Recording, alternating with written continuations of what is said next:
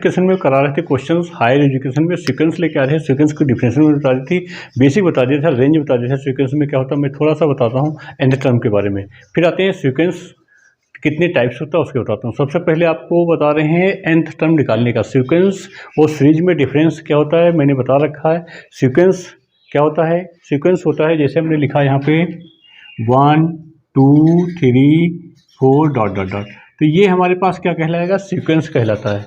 I hope समझ में आ रहा होगा। सीक्वेंस क्या होता है, किसी भी नंबर क्रम से चल रहा हो या अनुक्रम भी होगा बीच में, वो सीक्वेंस कहलाता है। कोई नंबर सीक्वेंस से है या नहीं है, ठीक। यदि यहाँ पे सीरीज की बात की जाए तो 1 + 2 + 3 + 4 डॉट डॉट, तो ये सीरीज कहलाएगी। सीरीज और सीक्वेंस में इतने डिफरेंस होता है, सीरीज में प्लस होता है, सीक्वेंस में डॉट डॉट नंबर लिखे होते हैं, ठीक। आई होप समझ में आ गया होगा। आगे चलते हैं, nth टर्म की बात कर रहा हूँ। nth टर्म आपको निकालना है, 2-4 nth टर्म निकलवाते हैं, उसके आगे क्वेश्चन कराते हैं। nth टर्म कैसे निकालते हैं वो बता रहा हूँ, ठीक। जैसे हमने लिखा है यहाँ पे 1 2 3 4 5 डॉट डॉट, तो यहाँ पे nth टर्म क्या आएगा, nth टर्म की बात की जा रही है, ठीक। तो आप लोग बताइए nth टर्म क्या होगा। अगला मैं लिख रहा हूँ यहाँ पे 1 3 5 7 डॉट डॉट, फिर अगला लिख दिया हमने 1 3/2 5/3 7/4 डॉट डॉट, ठीक। तो ये आपको nth टर्म निकालने की बात की जा रही है। यहाँ पे हमने लिखा -1 1 -1 1 -1 1 -1 1 डॉट डॉट। तो इन सभी के आपको nth टर्म ज्ञात करने हैं। जैसे यहाँ पे हम एक और दे सकते हैं, यहाँ पे हमने लिखा 1, यहाँ पे 1, यहाँ पे 4 9 16 डॉट डॉट डॉट, ये nth टर्म निकालने की बात की जा रही है। तो nth टर्म आपको आना चाहिए निकालने की। सबसे पहले मैंने कहा जब तक आप सीक्वेंस में nth टर्म नहीं जानेंगे तब तक आप क्वेश्चंस नहीं लगा सकते हैं, विशेष ध्यान रखेंगे आप।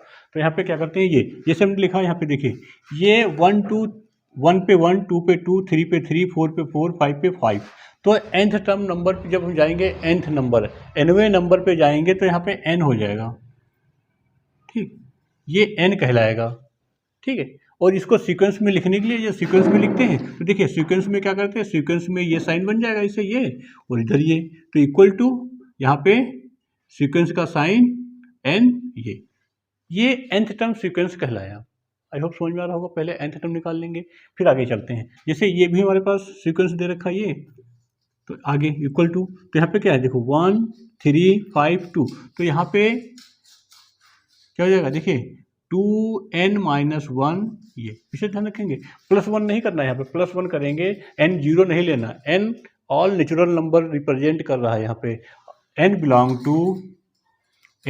कर रहा है किसमें, n नेचुरल नंबर में, विशेष ध्यान रखेंगे, ठीक। आगे चलते हैं, यहाँ पे इसमें देखिए यहाँ पे 1 3 5 7, तो ऊपर हमारे पास ये सीक्वेंस का सिंबल दे दिया, तो आगे हमारे पास क्या दे रहा है ऊपर 2n-1 अपॉन नीचे 1 के नीचे 1 2 3 4, तो यहाँ पे n, ठीक। इसको ऐसे भी लिखा जा सकता है, ये सीक्वेंस लिखा, इसको ऐसे भी लिख सकते हैं आप 2 - 1 अपॉन n, ये विशेष ध्यान देंगे। ऐसे लिखने का तरीका जब तक आपको नहीं आएगा तो सीक्वेंस नहीं कर सकते, विशेष ध्यान रखेंगे, ठीक। यहाँ पे ये नंबर, ठीक। ये यहाँ पे क्या है -1 + 1 -1 + 1, तो यहाँ पे हो जाएगा -n, ठीक। इसमें यहाँ पे तो ये हो जा रहा है आपके पास n² सीक्वेंस, जिस नंबर पे जा रहे हैं उस नंबर का स्क्वायर कर रहे हैं, विशेष ध्यान रखेंगे। बहुत अच्छा क्वेश्चन है यहाँ पे। सीक्वेंस स्टार्टिंग से बेसिक से पढ़ा रहा हूँ, बहुत स्लोली एकदम आप समझिए, स्पीड में नहीं चलना, एकदम स्टेप बाय स्टेप समझते चलेंगे तभी क्वेश्चन समझ में आएगा। आगे बेसिक बताया, अब चलते हैं सीक्वेंस। सीक्वेंस में सबसे पहले मैं लिखता हूँ यहाँ पे सीक्वेंस, ठीक। यहाँ पे लिख देता हूँ सीक्वेंस,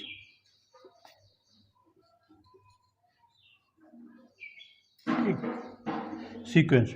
सीक्वेंस में क्या क्या चीज़ें विशेष ध्यान रखनी होती है उनकी बात करता हूँ। सीक्वेंस में सबसे पहले आपको आना चाहिए एबव, सीक्वेंस कितना बड़ा है कितना छोटा है, किसके बीच में है, ग्रेटर है या अनग्रेटेड है, रेंज है, रेंज जब तक आएगी तो रेंज सबसे पहले आपको रेंज आनी चाहिए, रेंज मैंने बता दिया आपको, ठीक। अब बात करते हैं सीक्वेंस की। सीक्वेंस सबसे पहले लिखते हैं यहाँ पे एबव सीक्वेंस, एबव सीक्वेंस, ठीक है। एबव सीक्वेंस कब होता है, जब कोई सीरीज, ठीक, यहाँ पे एबव सीक्वेंस बता देता हूँ एग्जाम्पल एक एक, ठीक।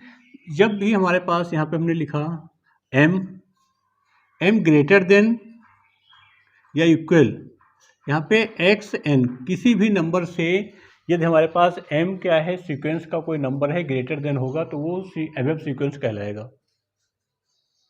आई रिपीट, यदि यहाँ पे सीक्वेंस दे रखा है, सीक्वेंस में सबसे पहले ग्रेटर देन एन नंबर को दे रखा है, वो क्या कहलाएगा, एबव सीक्वेंस कहलाता है, ठीक। आई होप समझ में आएगा। फॉर एग्जांपल मैंने यहाँ पे लिखा, जैसे कोई भी नंबर ले लीजिए, यहाँ पे नंबर आप लाइन रिप्रेजेंट कर रहा हूँ, यहाँ पे 1, यहाँ पे हमारे पास इसके लिए एग्जांपल दे देता हूँ, यहाँ पे 1/n, ठीक। 1/n क्या है, एबव सीक्वेंस की सीरीज बनेगी, एबव सीक्वेंस बनेगा, ठीक। एबव सीक्वेंस है कैसे, यहाँ पे 1 आएगा, 1 के बाद 1/2 आएगा, 1/3 आएगा, डॉट डॉट डॉट डॉट चलता जाएगा, ठीक। तो यहाँ पे बट 0 नहीं होगा, यहाँ पे ये क्या है 1, 1 क्या है हमारे पास, एबव सबसे बड़ा नंबर है, इसलिए एबव सीक्वेंस हो गया। जो सबसे बड़ा नंबर एबव सीक्वेंस, सबसे छोटा नंबर बिलो सीक्वेंस। सिंपल सी बात समझना है आपको, सिंपल सी बात समझा रहा हूँ, सबसे बड़ा एबव, सबसे छोटा बिलो, तो यहाँ पे बिलो, ठीक। यहाँ पे बिलो सीक्वेंस, बिलो सीक्वेंस इसका उल्टा हो जाता है, विशेष ध्यान रखेंगे, बिलो सीक्वेंस इसका उल्टा हो जाता है। यदि हम यहाँ पे लिख दें, यहाँ पे ये क्या हो जाएगा, यहाँ पे हमारे पास एक्स एन बड़ा होगा स्मॉल एम से, यहाँ पे स्मॉल एम कर दिया, हम कैपिटल एम है, विशेष ध्यान रखेंगे, ठीक है। ये क्या होगा, बड़ा होगा, तो यहाँ पे इसको ऐसे भी लिख सकते हैं, देखिए सीक्वेंस -1/n, ठीक। ये तो ये क्या होगा, -1 से 0 की ओर टेंड करेगा, ठीक, इन्फिनिटी। यहाँ पे -1 सबसे क्या हो जाएगा, बड़ा नंबर हो जाएगा, ठीक।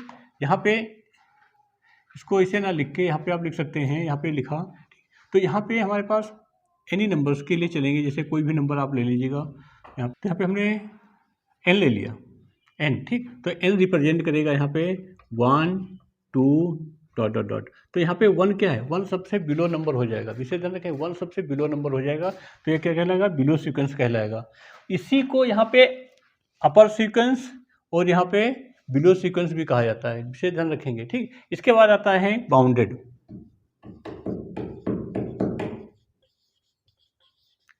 बाउंडेड सीक्वेंस, ठीक। बाउंडेड सीक्वेंस में क्या होता है, दोनों होने चाहिए, दोनों कंडीशंस जब सेटिस्फाई करेगा तभी बाउंडेड सीक्वेंस होगा, दोनों कंडीशंस जब सेटिस्फाई होती हैं तभी बाउंडेड सीक्वेंस होता है। दोनों कंडीशन कौन सी, अबव और बिलो, दोनों कंडीशन सेटिस्फाई होंगी, यानी कि यहाँ पे इसको हम ऐसे लिख सकते हैं, फॉर एग्जांपल देने के लिए, यहाँ पे x n greater than and equal होगा कैपिटल एम से, और लेस देन एंड इक्वल होगा स्मॉल एम से।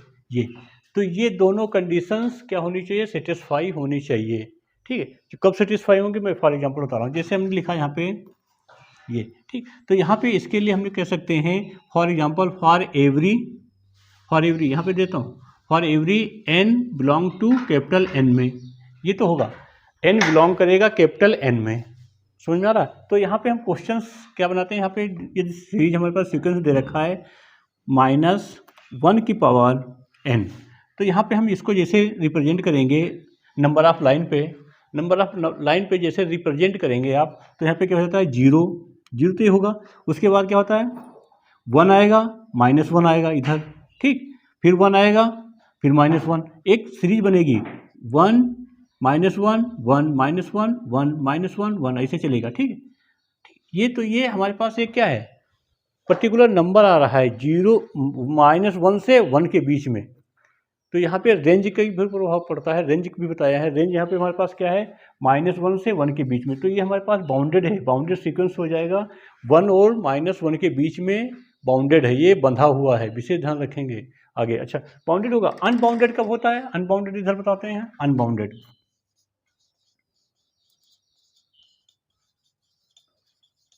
अनबाउंडेड सीक्वेंस की बात करते हैं, तो अनबाउंडेड क्या होता है, यदि एक तरफ से बंधा, एक तरफ से रुका हुआ हो, दूसरी तरफ फ्री, पता ही नहीं कहाँ जा रहा है, वो क्या कहलाएगा, अनबाउंडेड कहलाएगा। ये दोनों नंबर हो सकते हैं, अबव सीक्वेंस और बिलो सीक्वेंस दोनों अनबाउंडेड होते हैं।